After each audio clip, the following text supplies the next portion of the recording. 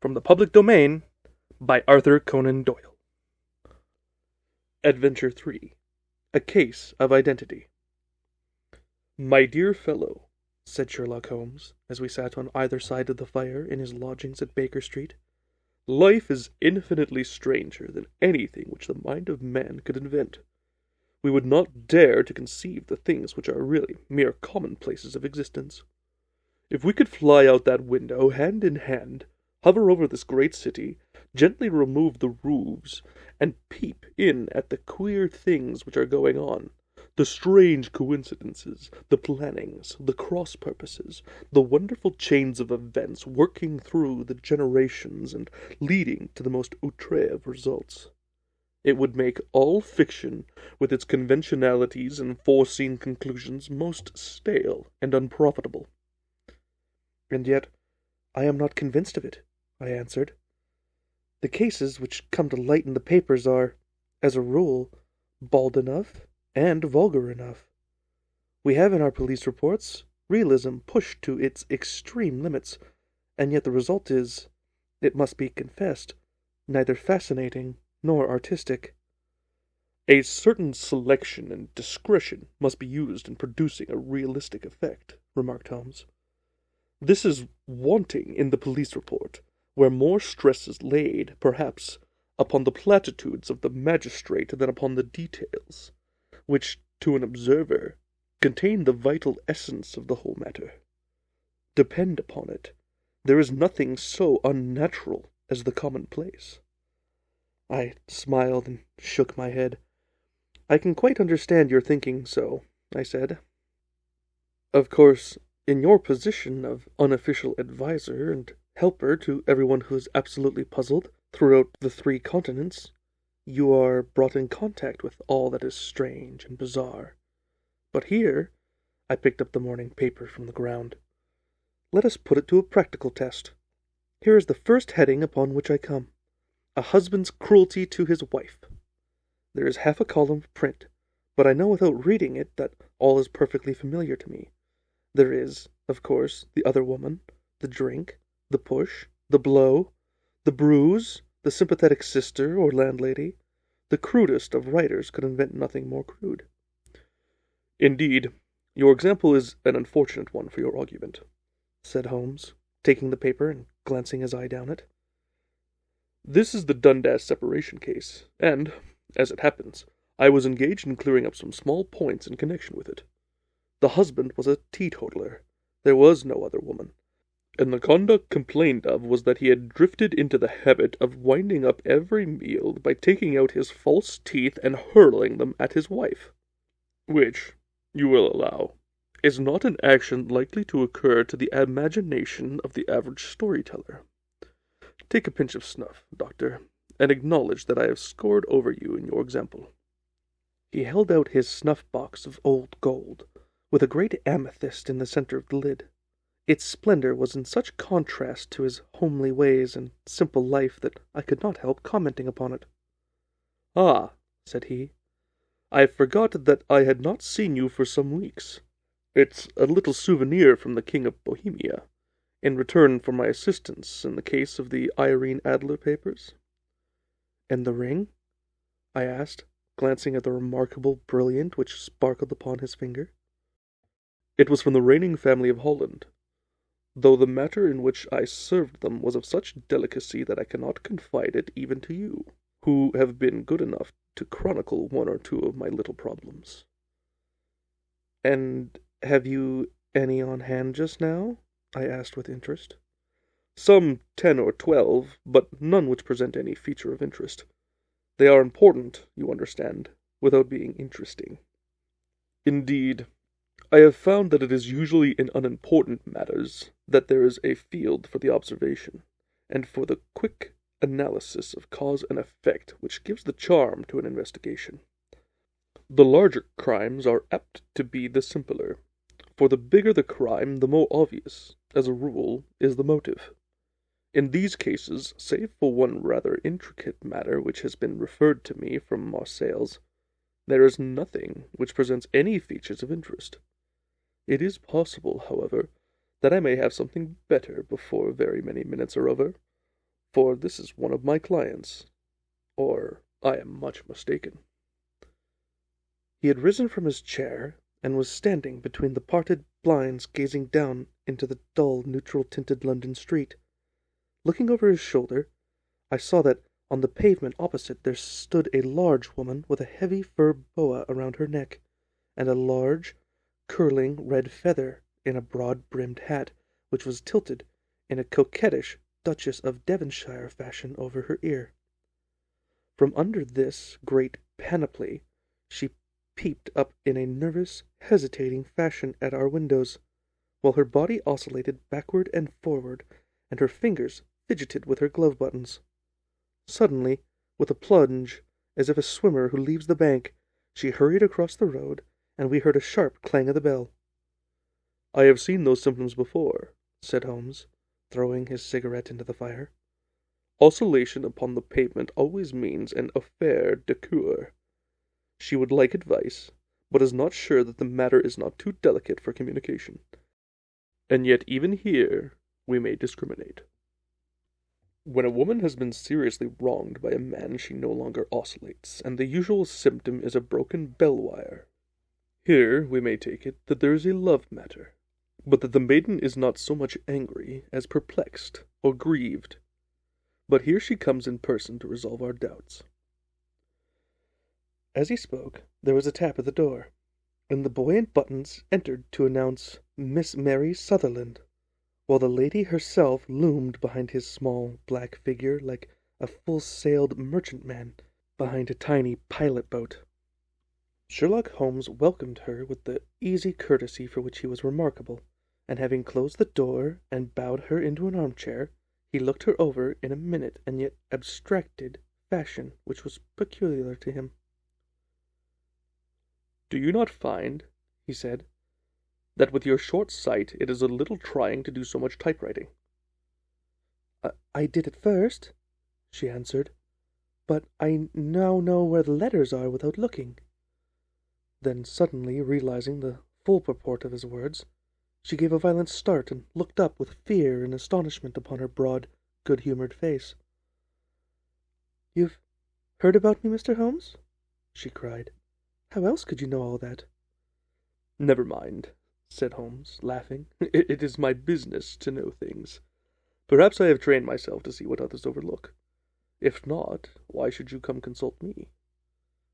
"I came to you, sir, because I heard of you from Miss Etheridge, whose husband you found so easy when the police and everyone had given up him for dead. Oh, Mr. Holmes, I wish you would do as much for me. I'm not rich, but I still have 100 a year in my own right, beside the little that I make by the machine. And I would give it all to know what has become of Mr. Hosmer Angel." "Why did you come away to consult me in such a hurry?" asked Sherlock Holmes, with his fingertips together and his eyes to the ceiling. Again a startled look came over the somewhat vacant face of Miss Mary Sutherland. "Yes, I did bang out of the house," she said, "for it made me angry to see the easy way in which Mr. Windibank, that is my father, took it all. He would not go to the police, and he would not go to you, and so at last, as he would do nothing, and kept on saying there was no harm done, it made me mad, and I just on with my things, and came right away to you." "Your father?" said Holmes. "Your stepfather, surely, since the name is different?" "Yes, my stepfather. I call him father, though it sounds funny, too, for he is only 5 years and 2 months older than myself." "And your mother is alive?" "Oh, yes, mother is alive and well. I wasn't best pleased, Mr. Holmes, when she married again so soon after father's death, and a man who was nearly 15 years younger than herself. Father was a plumber in the Tottenham Court Road, and he left a tidy business behind him, which mother carried on with Mr. Hardy, the foreman. But when Mr. Windibank came, he made her sell the business, for he was very superior, being a traveller in wines. They got £4,700 for the goodwill and interest, which wasn't near as much as father could have gotten if he had been alive." I had expected to see Sherlock Holmes impatient under this rambling and inconsequential narrative, but on the contrary, he had listened with the greatest concentration of attention. "Your own little income," he asked, "does it come out of the business?" "Oh, no, sir. It is quite separate, and was left to me by my Uncle Ned in Auckland. It's in New Zealand stocks, paying 4.5%. £2,500 was the amount, but I can only touch the interest." "You interest me extremely," said Holmes, "and since you draw so large a sum as 100 a year, with which you earn into the bargain, you no doubt travel a little and indulge yourself in every way. I believe that a single lady can get on very nicely upon an income of about £60.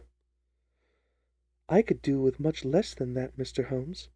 But you understand that as long as I live at home, I don't wish to be a burden to them. And so they have the use of my money just while I am staying with them. Of course, that is only just for the time.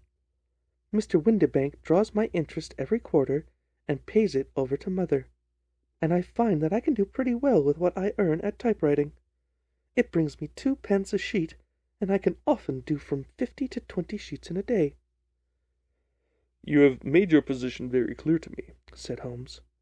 "This is my friend Dr. Watson, before whom you can speak as freely as myself. Kindly tell us now all about your connection with Mr. Hosmer Angel."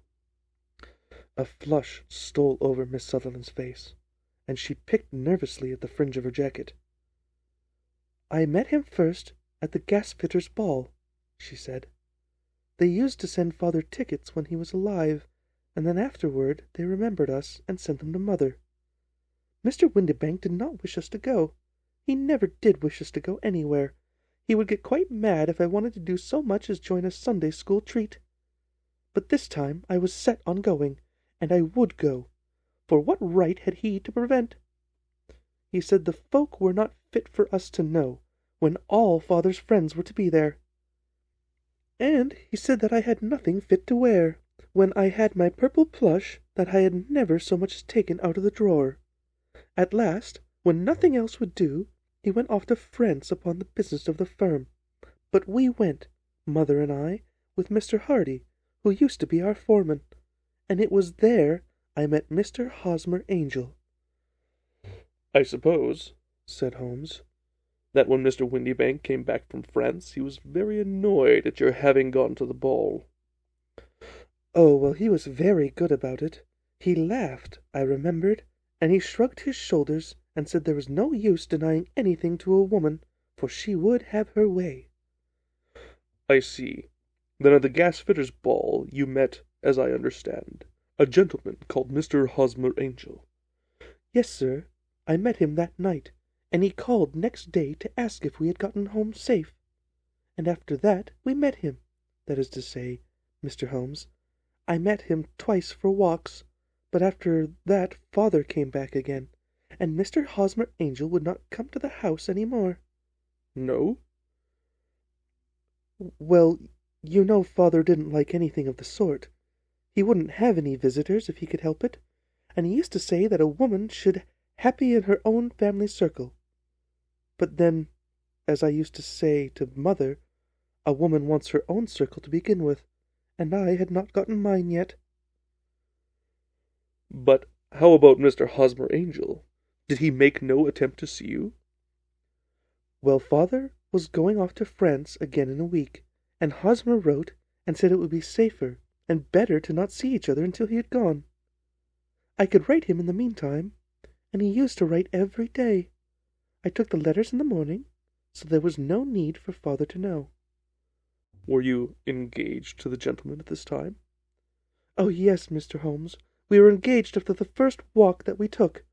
Hosmer, Mr. Angel, was a cashier in an office in Leadenhall Street, and—" "What office?" "That's the worst of it, Mr. Holmes. I don't know." "Where did he live, then?" "He slept on the premises."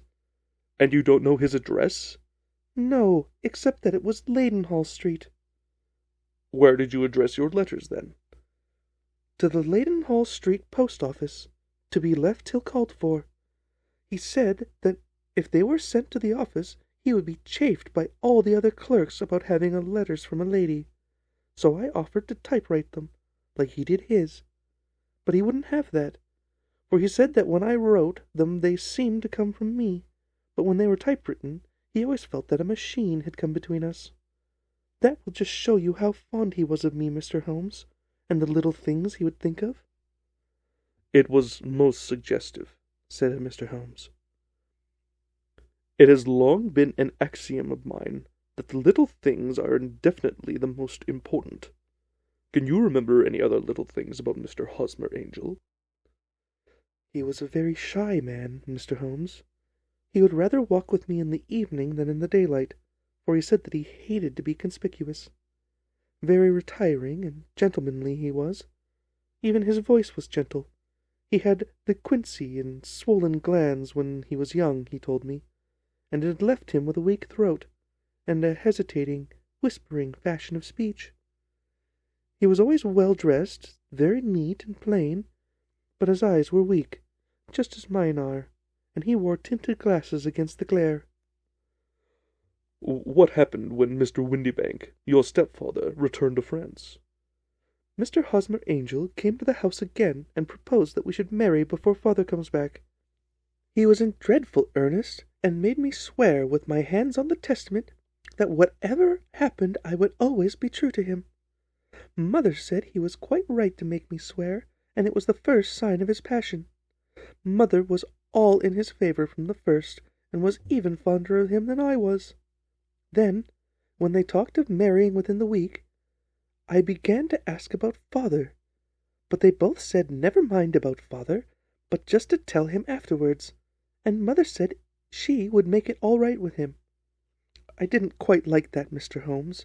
It seemed funny that I should ask his leave, as he was only a few years older than me, but I didn't want to do anything on the sly, so I wrote to father at Bordeaux, where the company has its French offices.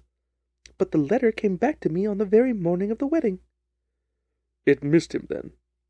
Yes, sir, for he had started to England just before it arrived. Ha!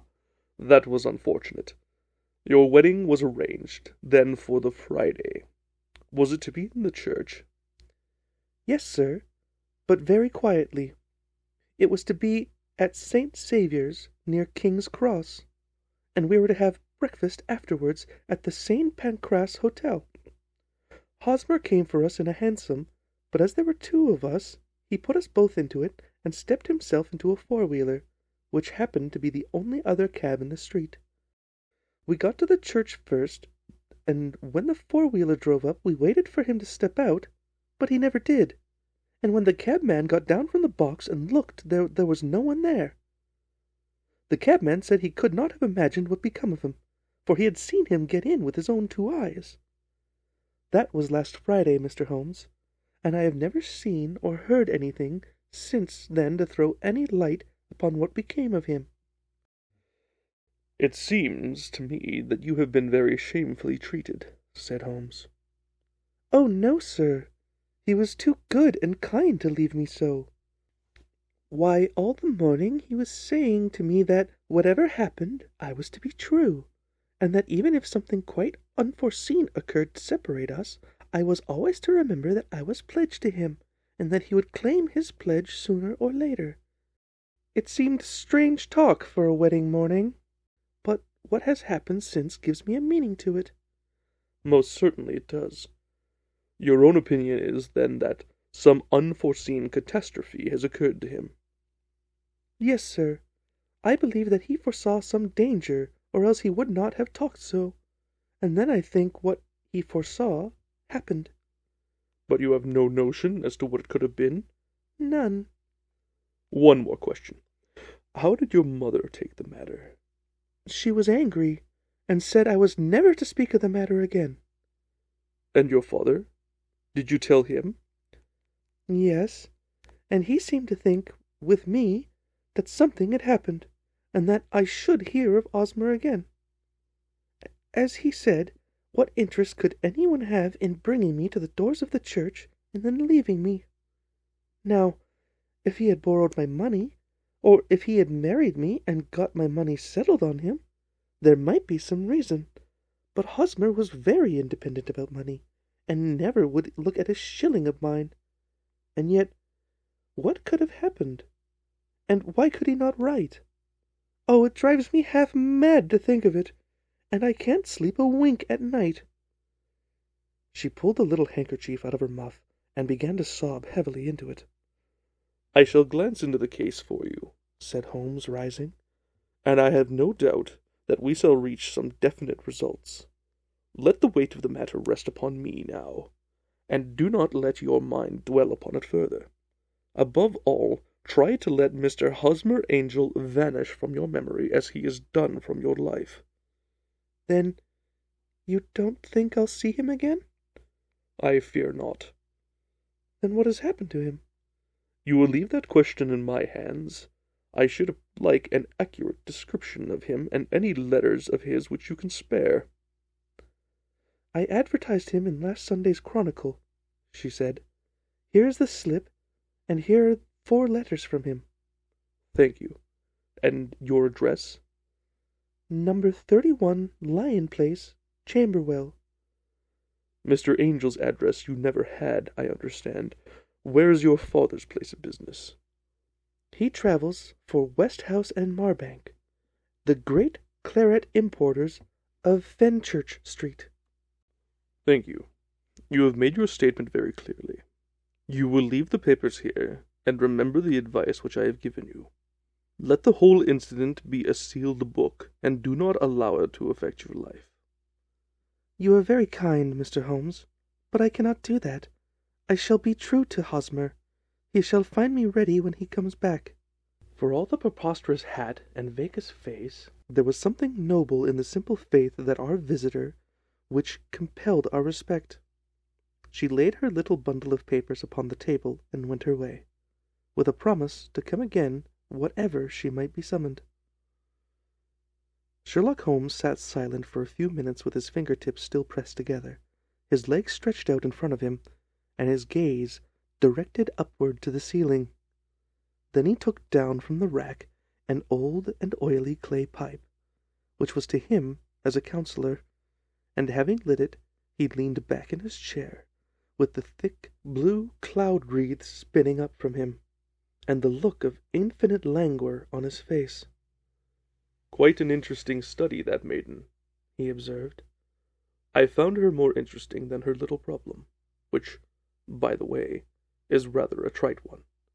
You will find parallel cases if you consult my index. In Andover in '77, and there was something of the sort at The Hague last year. Old as is the idea, however, there were 1 or 2 details which are new to me, but the maiden herself was most instructive." "You appear to read a good deal upon her which was quite invisible to me," I remarked. "Not invisible, but unnoticed, Watson. You did not know where to look, and so you missed all that was important. I can never bring you to realize the importance of sleeves, the suggestiveness of thumbnails, or the great issues that may hang from a bootlace. Now, what did you gather from the woman's appearance? Describe it." "Well, she had a slate-colored, brown, broad-brimmed straw hat, with a feather of brickish red. Her jacket was black, with black beads sewn upon it, and a fringe of little black jet ornaments. Her dress was brown, rather darker than the coffee color, with little purple plush at the neck and sleeves. Her gloves were grayish, and were worn through at the right forefinger. Her boots I didn't observe. She had a small, round, hanging gold earring, and a general air of being fairly well-to-do in a vulgar, comfortable, easy-going way." Sherlock Holmes clapped his hands softly together and chuckled.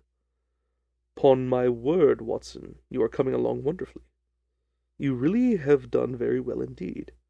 It is true that you have missed everything of importance, but you have hit upon the method, and you have a quick eye for color.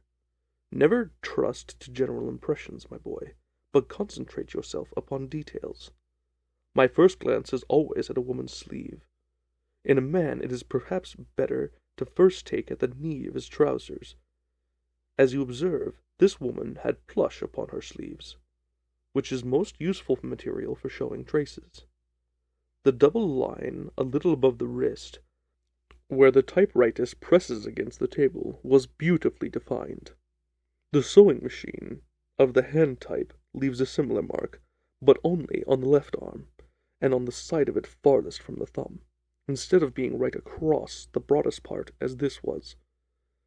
I then glanced at her face, and observing the dint of a pince nez on either side of her nose, I ventured a remark upon short sight and typewriting, which seemed to surprise her. It surprised me. But surely it was obvious.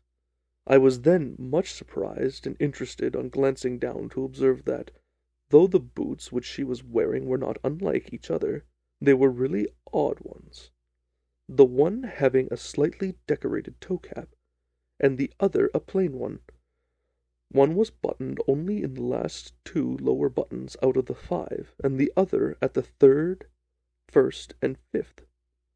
Now, when you see that a young lady otherwise neatly dressed has come away from the house with odd boots half buttoned, it is no great deduction to say that she came away in a hurry. And what else? I asked, keenly interested, as I always was, by my friend's incisive reasoning. I noted, in passing, that she had written a note before leaving home, but after being fully dressed. You observed that her right glove was torn at the forefinger, but you did not apparently see that both glove and finger were stained with violet ink. She had written in a hurry and dipped her pen too deep. It must have been this morning, or the mark would not remain clear upon her finger. All of this is amusing, though rather elementary. But I must go back to business, Watson. Would you mind reading me the advertised description of Mr. Hosmer Angel? I held the little printed slip to the light. Missing, it said. On the morning of the 14th, a gentleman named Hosmer Angel, about 5 foot 7 inches in height, strong build, shallow complexion, black hair, a little bald in the center, bushy, black side whiskers, and a mustache. Tinted glasses, slight infirmity of speech, was dressed, when last seen, in a black frock coat faced with silk, black waistcoat, gold Albert chain, and grey Harris tweed trousers, with brown gaiters over elastic-sided boots. Known to have been employed in an office in Leadenhall Street. Anybody bringing— "That will do," said Holmes. "As to the letters," he continued, glancing them over, "they are very commonplace. Absolutely no clue in them to Mr. Angel, save that he quotes Balzac once. There is one remarkable point, however, which will no doubt strike you." "They are typewritten," I remarked. "Not only that, but the signature is typewritten. Look at the neat little Hosmer Angel at the bottom. There is a date, you see, but no superscription except Leadenhall Street, which is rather vague. The point about the signature is very suggestive. In fact, we may call it conclusive." "Of what?" "My dear fellow, is it possible you do not see how strongly it bears upon the case?" "I cannot say that I do, unless it were that he wished to be able to deny his signature if an action for breach of promise were instituted." "No, that was not the point. However, I shall write 2 letters, which should settle the matter. One is to a firm in the city, the other is to a young lady's stepfather, Mr. Windibank, asking him whether he could meet us here at 6 o'clock tomorrow evening.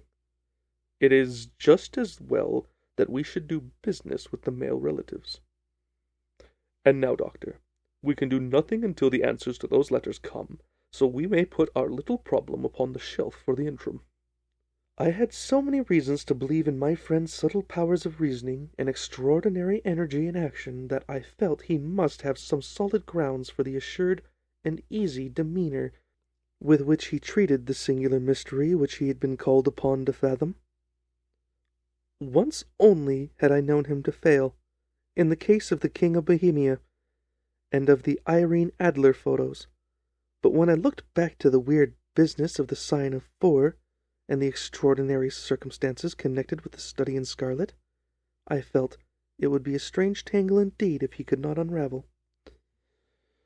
I left him then, still puffing at his black clay pipe, with the conviction that when I came in again on the next evening, I would find that he held in his hands all the clues which would lead up to the identity of the disappearing bridegroom of Miss Mary Sutherland.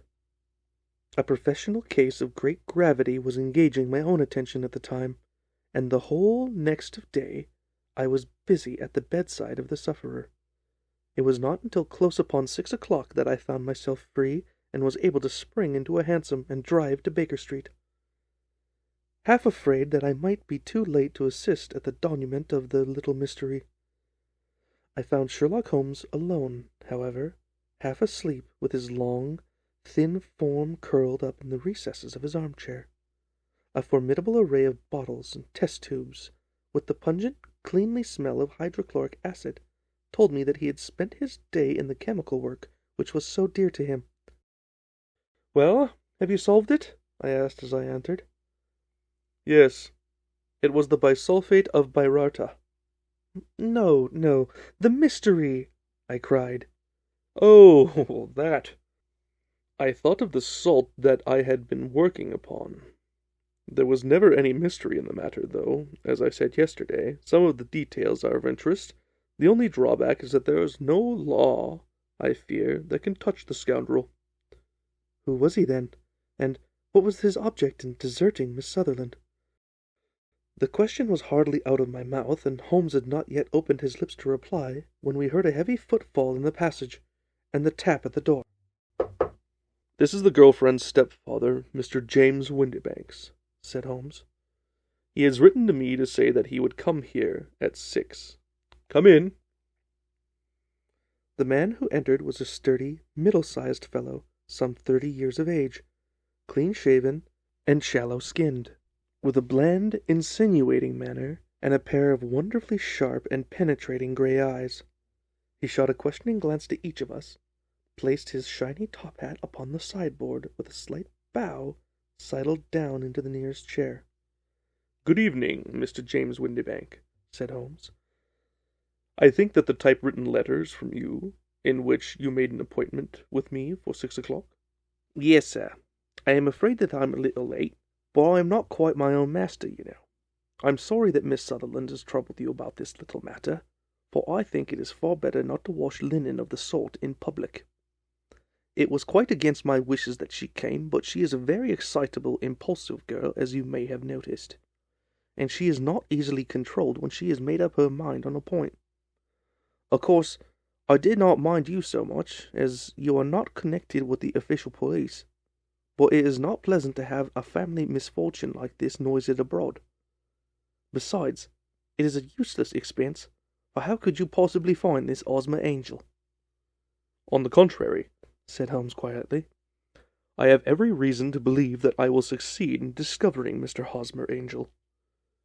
Mr. Windibank gave a violent start and dropped his gloves. "I'm delighted to hear it," he said. "It's a curious thing," remarked Holmes, "that a typewriter has really quite as much individuality as a man's handwriting. Unless they are quite new, no two of them write exactly alike. Some letters get more worn than others, and some wear only on one side. Now you remark in this note of yours, Mr. Windibank, that in every case there is some little slurring over of the E, and a slight defect in the tail of the R. There are 14 other characteristics, but those are more obvious." "We must do all our correspondence with this machine at the office, and no doubt it's a little worn," our visitor answered, glancing keenly at Holmes with his bright little eyes. "And now I will show you what it is that is really a very interesting study, Mr. Windibank," Holmes continued. "I think of writing another little monograph some of these days on the typewriter, and its relation to the crime. It is a subject to which I have devoted some little attention. I have here 4 letters which purport to come from the missing man. They are all typewritten. In each case, not only are the E's slurred and the R's tailless, but you will observe, if you care to use my magnifying lens, that the 14 other characteristics to which I have alluded here are there as well. Mr. Windibank sprang out of his chair and picked up his hat.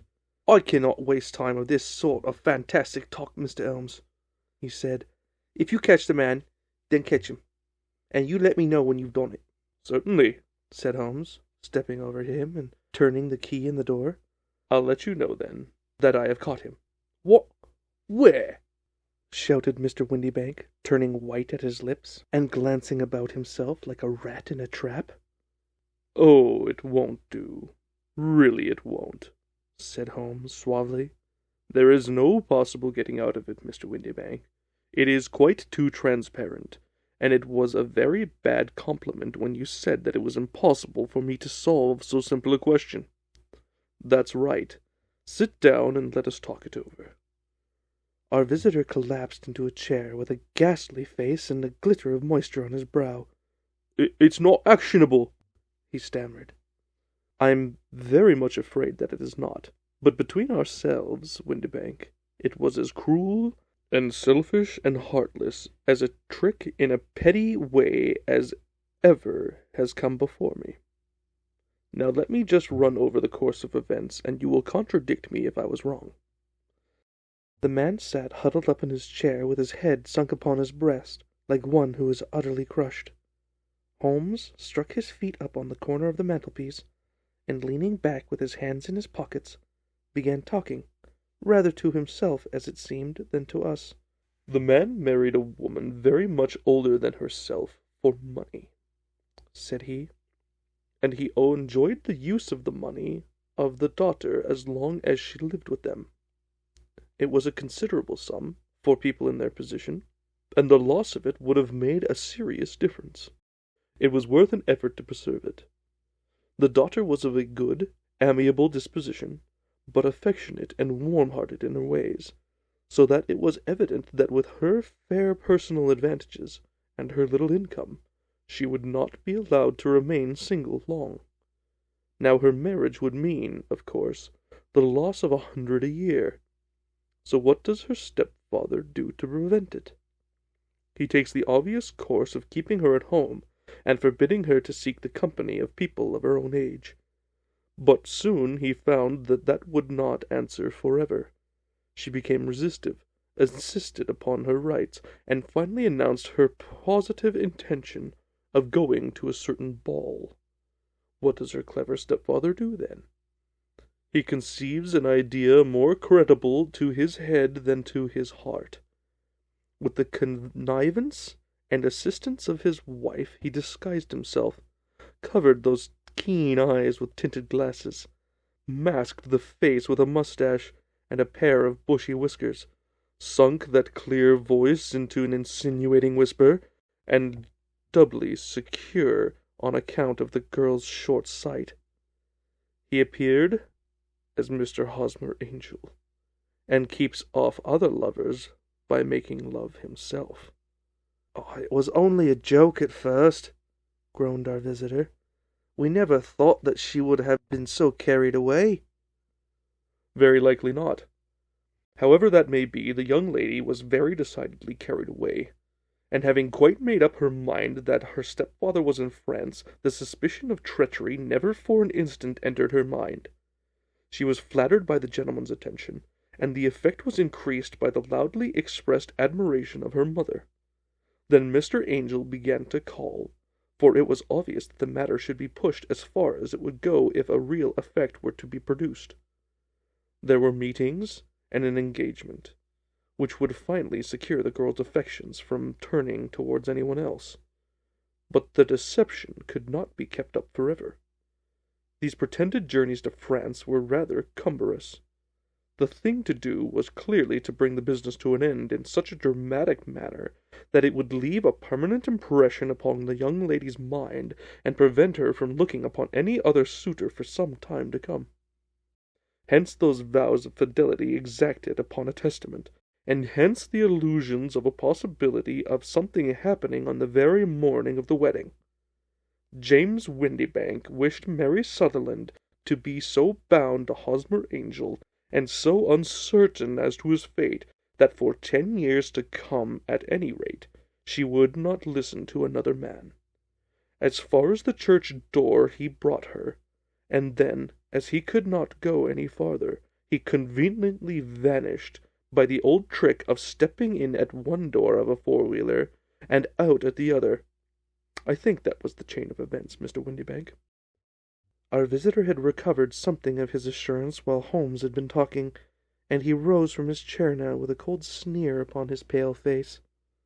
"It may be so, or it may not, Mr. Holmes," said he. "But if you are so very sharp, you ought to be sharp enough to know that it is you who are breaking the law now, not me. I have done nothing actionable from the first, but as long as you keep that door locked, you lay yourself open as an action for assault and illegal constraint." "The law cannot, as you say, touch you," said Holmes, unlocking and throwing open the door. "Yet there was never a man who deserved punishment more. If the young lady has a brother or a friend, he ought to lay a whip across your shoulders, by Jove," he continued, flushing up at the sight of the bitter sneer upon the man's face. "It is not part of my duties to my client, but here's a hunting crop handy, and I think I shall just treat myself to—" He took 2 swift steps to the whip, but before he could grab it, there was a wild clatter of steps upon the stairs. The heavy hall door banged, and from the window we could see Mr. James Windybank running at his top speed down the road. "There's a cold-blooded scoundrel," said Holmes, laughing, as he threw himself down in his armchair once more. "That fellow will rise from crime to crime until he does something very bad, and ends on a gallows. The case has, in some respects, been not entirely devoid of interest." "I cannot see entirely all the steps of your reasoning," I remarked. "Well, of course it was obvious from the first that this Mr. Hosmer Angel must have some strong object for his curious conduct. And it was equally clear that the only man who really profited by the incident, as far as we could see, was the stepfather. Then the fact that these 2 men were never together, but that the one was always appeared when the other was away, was suggestive. So were the tinted spectacles and the curious voice, which both hinted at a disguise, as did the bushy whiskers. My suspicions were all confirmed by his peculiar action in typewriting his signature, which, of course, inferred that his handwriting was so familiar to her that she would recognize even the smallest sample of it. You see, all these isolated facts, together with many minor ones, all pointed in the same direction." "And how did you verify them?" "Having once spotted my man, it was easy to get corroborations. I knew the firm for which this man worked. Having taken the printed description, I eliminated everything from it which could be the result of a disguise, the whiskers, the glasses, the voice, and I sent it to the firm, with a request that they would inform me whether it answered to the description of any of their travelers. I had already noticed the peculiarities of the typewriter, and I wrote to the man himself at his business address asking if he would come here. As I expected, his reply was typewritten, and revealed the same trivial but characteristic defects. The same post brought me a letter from Westhouse and Marbank, of Fenchurch Street, to say that the description tallied in every respect with that of their employee, James Windybank. Voilà tout." "And Miss Sutherland?" "If I tell her, she will not believe me. You may remember the old Persian saying, 'There is danger for him who taketh the tiger cub, and danger also for whoso snatches a delusion from a woman.' There is as much sense in the Hafiz as in Horace, and as much knowledge of the world." This has been an Adventure Radio production. Tune in next week to continue the adventures of Sherlock Holmes.